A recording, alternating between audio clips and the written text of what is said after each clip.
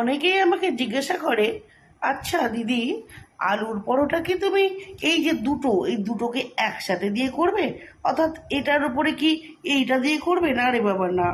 আমি তো একটাতেই এই যে পুরটা ভরেছি না, এই যে পুরটা ভরেছি, এইটাকেই সুন্দর করে মুড়ে নেব।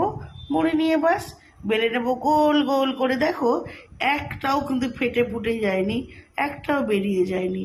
হ্যাঁ, সবার আগে যেটা হয় কি বলতো, স্বাদের জন্য আমি কিন্তু একটু গাওয়া ঘি দিয়েছি।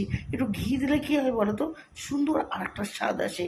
ধনে পাতার স্বাদ তো থাকবেই থাকবে, জানাই কথা, কিন্তু তার সাথে যদি আরেকটু সুন্দর স্বাদ লাগে, কেমন লাগবে বলো তো?